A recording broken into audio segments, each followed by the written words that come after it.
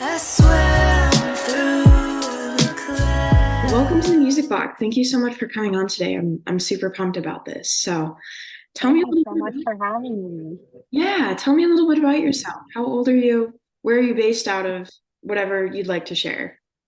Yeah, well, I am 23. I just turned 23, and based in Pittsburgh. I was in college here, and I started music a few years ago. I used to be a ballet dancer here at the ballet company here, and I got injured, got surgery, sort of during the pandemic time, and went home, and I couldn't walk for like almost a year, and I Oh was my, you having a couldn't walk?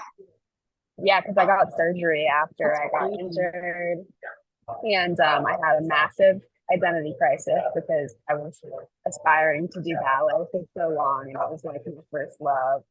And then my dad got me a guitar, and I was in the back of my head for a long time, even though I never tried it. I was like, I would love to do music. Like that looks so much fun, but I had no clue what it was all about. Never tried it before.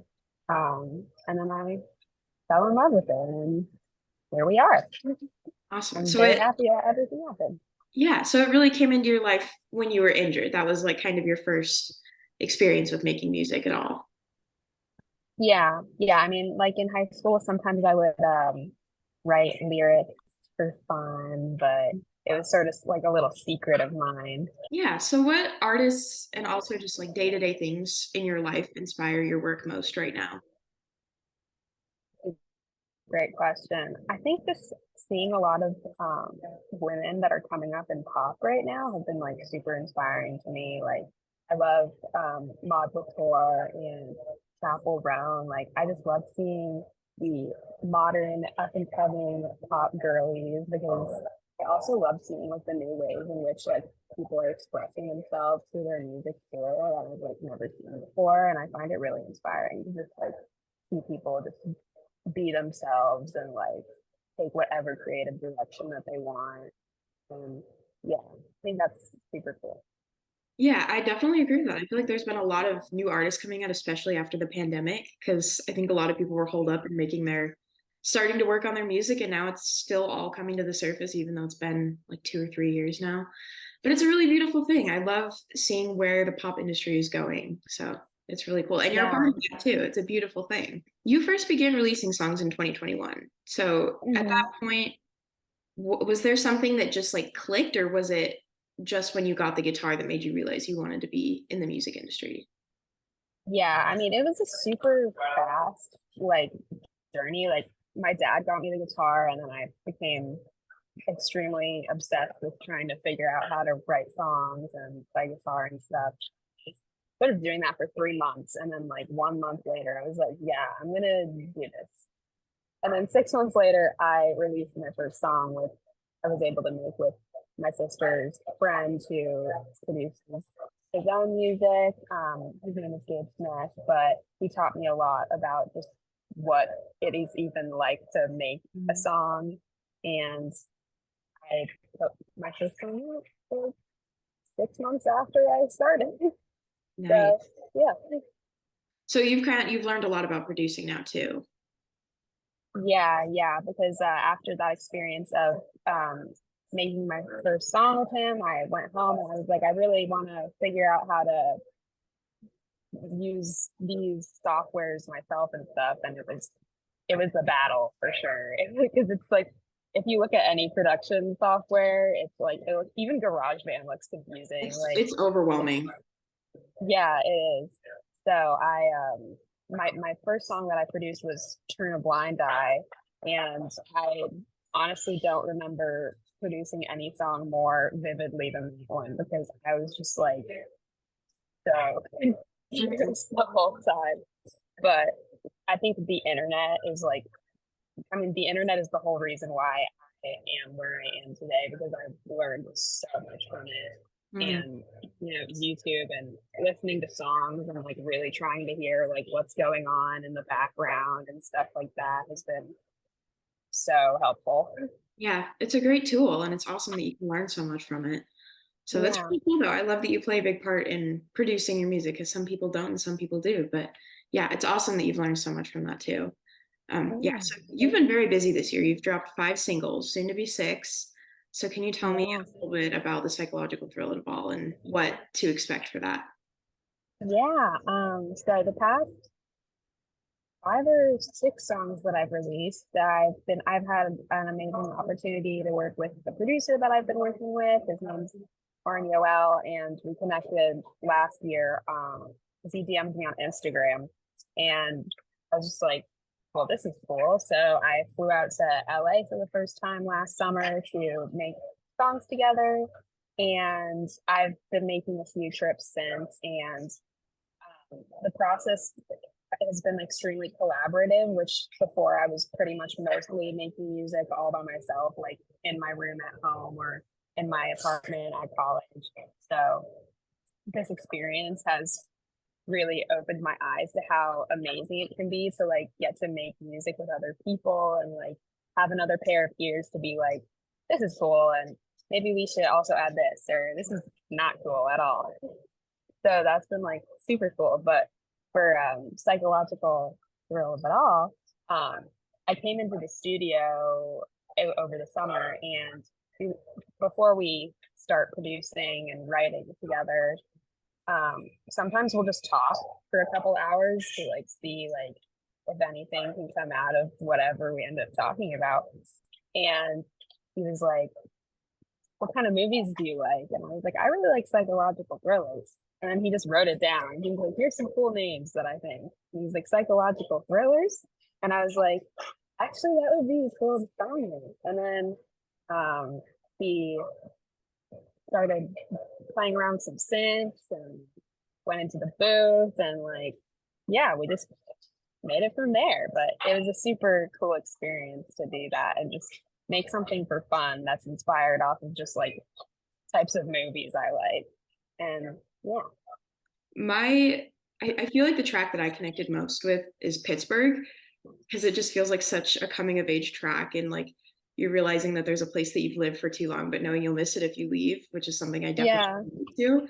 And it's just such a beautiful message because I don't think that I've heard something that relatable in a song in a long time. Yeah. Thank So you how so much. Yeah, so how did you translate what you were going through and what you were feeling about leaving Pittsburgh? How did you translate that into a song? How did those lyrics get to the paper? Yeah. I mean, I think it's something I'd been wanting to articulate for a while because I've been in Pittsburgh for almost 4 years or so. But a lot of my friends aren't here anymore. Like people are, moving out, getting jobs, going to their calling wherever it is. And it just made me remember how much like the people in the city I'm in can like make a difference. And I was talking to my producer Oren about it for a little bit, being like, I kind of want to leave, but like I know I'm gonna miss it when I leave.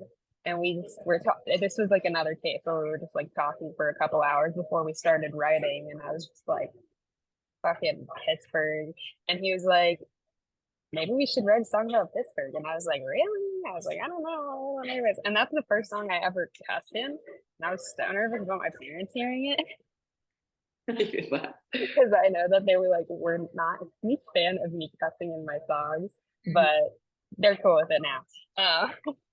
But anyway, in the process of writing it, I think I've often struggled with getting very specific with my lyrics. Sometimes I want to like just put everything into like metaphors so people can understand what I'm saying if they look really hard. And that's like something that I like got into the habit of doing. But through working with my producer, like he's like, sometimes you should just like say it, like just say exactly what you're trying to say in the lyrics.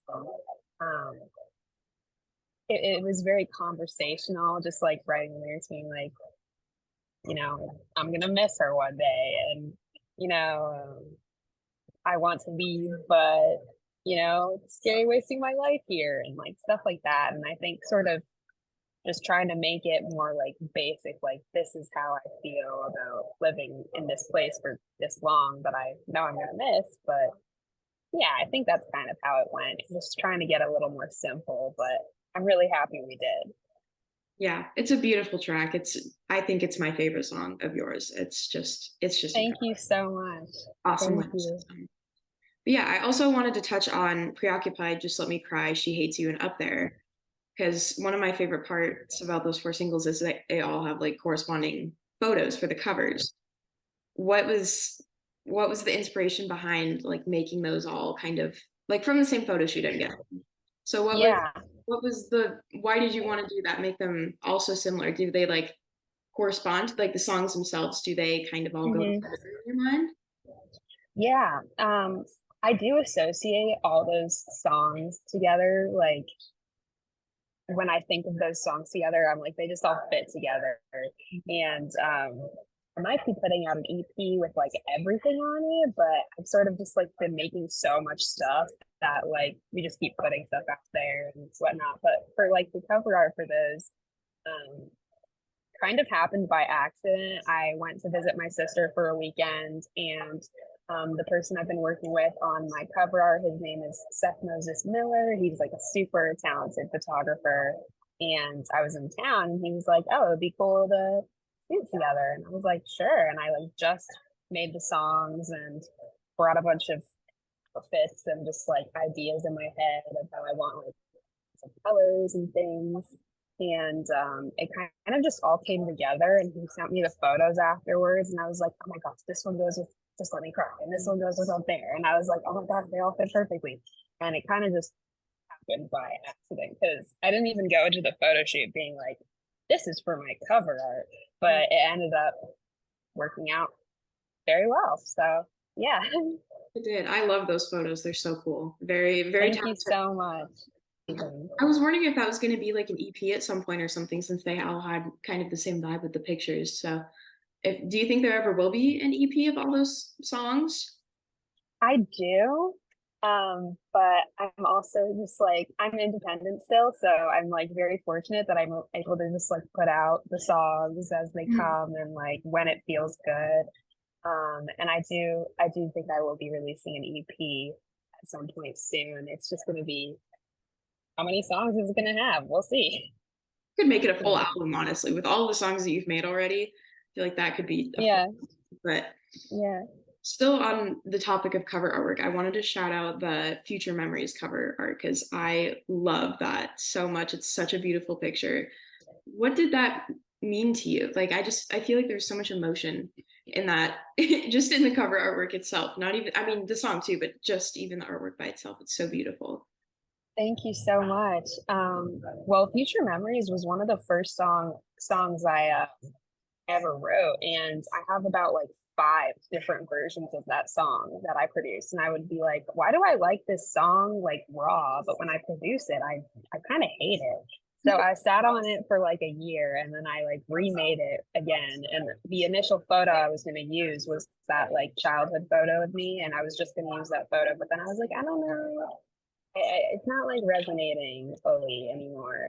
So Mhm. I printed it out and I got a frame for it, and I went to my friend's apartment, which was on Penn Avenue, actually mentioned in Pittsburgh. And she used to like while she was living here, she used to take a lot of photos for me and stuff. And I was like, I think I want to do my cover art today. And I got to her apartment, and one of our other friends had just painted like the canvas that night before I got there. And I was like, can I use that for the cover? But I kind of like it. And they were like, yeah, go ahead. And so we just set it up on like a little box and put everything together and took the photo. And I was like, this feels right. Specifically about the message of that song, are you like talking to your older self? Kind of like where did you come from with writing that one? Yeah. I think like I was thinking a lot about just like the things that I've like been through in the past, and how like, you often take like whatever, past trauma from an environment with you, and like it affects where you are currently and your mindset or whatever. And I was just thinking a lot about how even though I'm not in the ballet industry anymore, it still has like a very big effect on like just how I see the world, because I was in it for so long. And it was sort of just like, even though I had these experiences that like were not so great, um, I'm in a different place now, and I can sort of find some peace with that. But I think that's like the main approach I was taking with writing the song. It was also a super emotional song to write, and I think sometimes when I write like really emotional songs, I will like absolutely bawl my eyes out the first time I write it, and then I'm like, okay, I got it all out, and now I can just write the song or finish writing it or make the tweets. That's how you know the best songs are going to come out though, when it's like the bawling, the process coming to the lyrics. That's the best part. Yeah. So I feel like the song I heard first was When the Night Begins to Fall, and I would venture to say that that's probably your most well-known song or most heard song on the internet right now. Because Hmm. you've had a platform on Instagram for a little while, right? You've kind of grown. Yeah, a little bit. Yeah. It's a very ethereal song. I love that track too. I feel like I'm just fangirling over all of your songs right now, but I love them all. Thank you so They're much. beautiful tracks. This makes me so happy. I'm glad you deserve it. It's just Mhm. I love your music so much, but it's a very elegant song. It has kind of this empty room feeling to it, and like you're kind of the only one in the room, which is just such a beautiful feeling to get from a song. Where Thank you. was that vibe from it something that you did on purpose, or did that kind of happen organically too in the songwriting process? Hmm. I definitely did that on purpose. I also think like that was like one of the first songs I had ever produced. And I remember I had such a hard time listening to myself, and I was like, more reverb, more. And I was just like, you know what? It kind of fits the vibe. So I'm just gonna go crazy with it. It But worked out so well.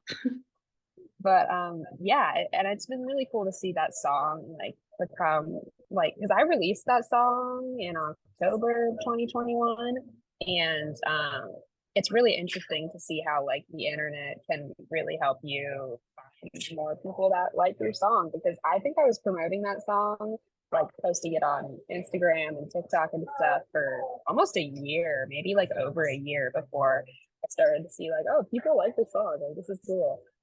So I'm so grateful for just the internet and everything it gives artists the opportunity to just put themselves out there, and like anybody can see it. I think it's great. Yeah, that's I love that so much, especially because I love to talk to artists about their music, and the main way I find them is through Instagram. So as we kind of touched on this a little bit already, but as the year winds down, is there anything big to expect from you in 2024, like EPs or albums or just more singles? You have a lot coming up for the next year. Definitely lots of music, lots of. I'm hoping that I'll have a EP out in 2024. We shall see. I'm also sort of playing it by ear because I'm just like putting out. Mhm. But definitely lots of music. I have a lot of songs that are still not out yet that I'm excited about um, finishing and coming out in the future. So that will definitely be coming. And yeah, that's pretty much it. I'm planning on graduating. Yeah. Super exciting. Oh, I can't wait to see what comes out of it next year. It's gonna be a good year. I just have a feeling it's gonna be a great year for your music overall. Thank Thank you. you so much. I really enjoyed talking to you, and I can't wait to hear the psychological thrill of it all. I feel like that was a mouthful. I could not spit that out. Sorry. It is. Thank you so much. This was Thank you. amazing. All right. Well, good luck in the future. Talk to you Thank soon. you. You too. All right. Bye.